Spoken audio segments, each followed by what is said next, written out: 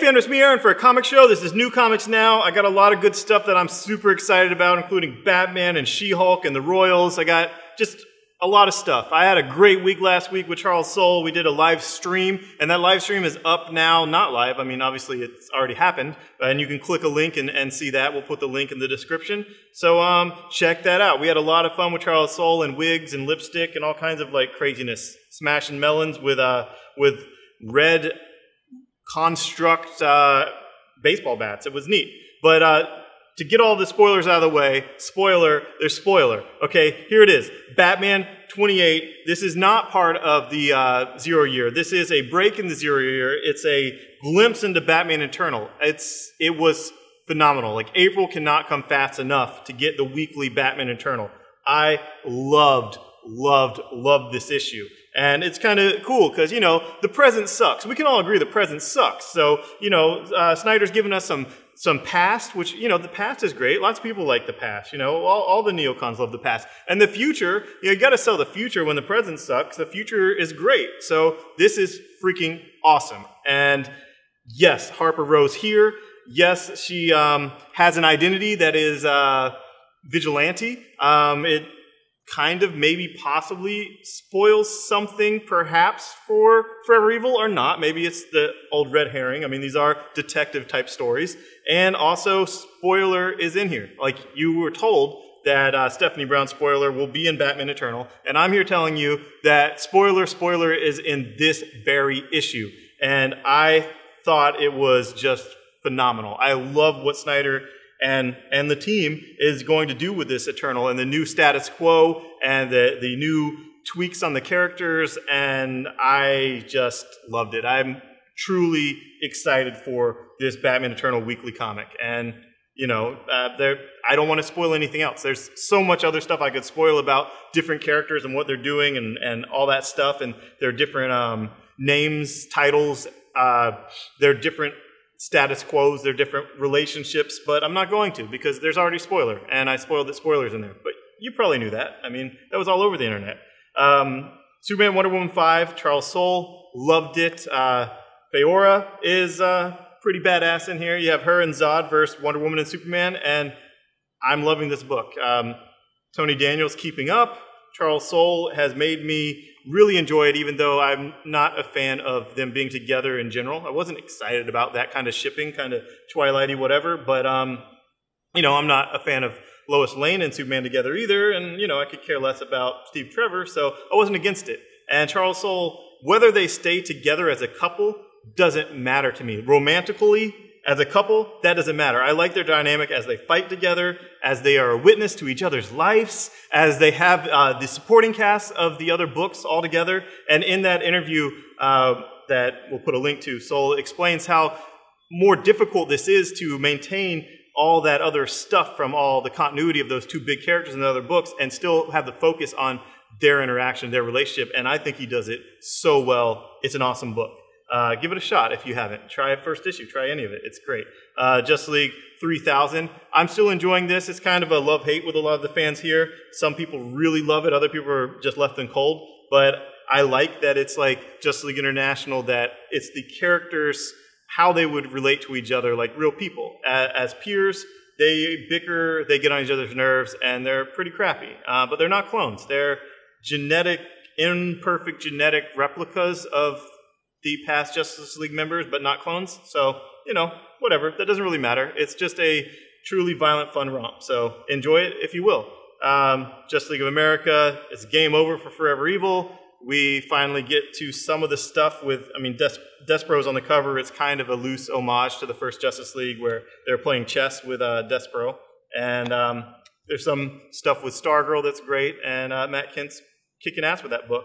And I wasn't going to mention this, but Green Lantern Corps, issue 28 is Van Jensen's first solo book, and it's also the first good decision Hal made. Hal decided to put these bounty hunters, team them up as deputy lanterns or with the lanterns, like Bolfolga and Hunger Dog and all those people. And, you know, you need bounty hunters if you're going to track down a Durlin. And within the first, like, if you have preview pages anywhere, you can see within the first 3 pages, Hal's decision panned out great. Yay, Hal. You're like batting 1 for, like, I don't know, 100 mistakes. So good for you. Moving on to She-Hulk. I loved this She-Hulk. It's Charles Soule, who you might know is actually an entertainment lawyer. As She-Hulk's a lawyer, he's a lawyer. He is a great writer, but he knows law, and he put a lot of good jokes in here and beats in here that he would only really know to put in there because he is a lawyer. And it was funny. She-Hulk takes on Stark, takes on Iron Man as Stark Industries or Enterprises or Stark, whatever his legal descriptions of his many companies are, and takes him on the behalf of a truly underdog character.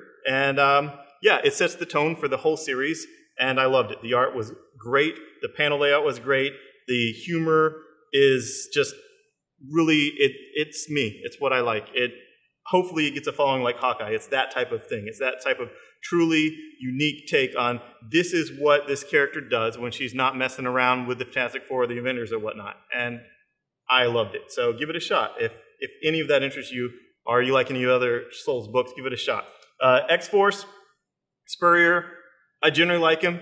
I actually really liked him here. I'm so love-hate with X-Force. I loved Remender's Uncanny X-Force. I loved the first X-Force when I was a little kid, you know, and I go back to read that now and I was like, oh no, it's embarrassing. But Marrow's in here. Marrow, that crazy character from the 90s that everyone hated that got depowered and then repowered with the M-Day and the No More Mutants, Wait Yes Mutants from Scarlet Witch, and she's basically Tank Girl. She's basically Tank Girl. She's basically, you know, she wants to just have ultra violence and sex, and, you know, maybe Fandom X will take her up on the offer. We'll see. But it was a very, very action-packed book that had humor from that action, and Marrow is a great, great inclusion, which when I first heard the announcement, like, who cares? Not me, you know, whatever. But I liked it. And, you know, you guys remember when Fandom X was a nobody character that very few people cared about, that hadn't been used much, and then Remender turned him into a great character that has been continued to use since him. So, yay. Yay Rick Remender, yay Phantom X, and now yay Marrow. Winter Soldier by Rick Remender. This is set back in the past. Winter Soldier was, you know, cooled off and then put back on ice, kind of used as an assassin for Russia throughout history. And this was a lot of fun. Great art. And we are giving away free with a beer in the Geek Easy, or we have deals to get it free in the comic shop too if you don't drink beer. But check it out. It's Winter Soldier. It's awesome. It's a great period piece. Nick Fury's in it, you know, the classic white guy Nick Fury, not Nick Fury Jr. Nick Fury, who also lost an eye. It's just a lot of fun. Superior Spider-Man, Goblin Nation #1. Nothing I can say about this. It isn't a spoiler, but it's on. It is totally on. The Goblin stuff is it's crazy. And yeah, it feels like the end game. It really feels like the end game is here. And we know in April, Peter's supposedly back from that teaser cover. So, you know, the cover where his mask's off and he's all smiling, not looking creepy goblin at all. Thor, this is the last days of Midgard #1, but it's also sets up Jason Aaron's big deal crossover of the Planet Enemy stuff. Like, this is really coming. It's really in this issue. This is not just me trying to sell the first part of something. Yes, it's the first part of a new Thor story arc, but it's also a prelude to Jason Aaron's big next crossover thing for Marvel. Seriously, it really is. And Ribic is back on art, so welcome back, Ribic. You're amazing. And we also have the Trial of Jean Grey Part 3, where she's being tried for crimes she hasn't committed yet, because that makes sense. But you know, I like seeing Guardians of the Galaxy and X-Men together. That's awesome. And Starjammers, of course. So Bendis brought in the best possible characters to interact with, especially the one character from the Starjammers that is, you know, a Summers. So we have young Summers and the oldest Summers, and it's summertime. So enjoy it. The Royals, Masters of War. This is like, what if Uber wasn't put out by Avatar? It's Rob Williams, who I'm assured is British. And it's World War II. It's from 1940 to 1945. And it's the royal families of all the countries, all the empires, all whatever. The royal families have powers because, you know, if the royal families are put in there by God, then God would also grant them powers, superpowers, that regular people wouldn't have. So they have powers, and there's a treaty to keep them out of the wars of regular folks. And this one prince decides, screw that, I'm not going to watch London Burn. I'm going to fight with my powers, and it draws in the superpowered royals from, you know, the Emperor of Japan and different things like that. And it was pretty awesome. It's not directly like this history stuff, alt history like Uber is, but it was really good. I really enjoyed it. And I like the Monty Python quote of, you know, how do you know he's the king? Well, he's the only one that doesn't have shit on him. So it was fun. I liked it a lot. Moving on, Kick-Ass number 6. Kick-Ass is almost over, and it is very bleak, this issue. Very, very, very, very, very bleak. So we got till issue 8, and then Kick-Ass is completely over. This is Kick-Ass 3, issue 6 of 8, so you know it's on. Legendary, a steampunk adventure by Bill Willingham. You guys know I like the first issue. You know I'm not big on steampunk. I'm not big on all the characters that Dynamite licensed. I'm not big on, you know, Vampirella or even Red Sonja or Green Hornet or any of that. But you put them all together in this universe that Bill Willingham is, you know, manufacturing. I love him. I love him from Fables and all that. And this is fun. He's slowly introducing all these characters, though. I want the Phantom now. I actually, you know, I like the Phantom. Throw him in. I know he's going to be there. I've seen the designs, and it's cool. It's a slow build. I hope he does more with it after this first miniseries, because it is kind of a slow build, but I am enjoying it. So, right, good on you. Can say nothing about this without spoiling stuff, you know. Crazy, but it came out.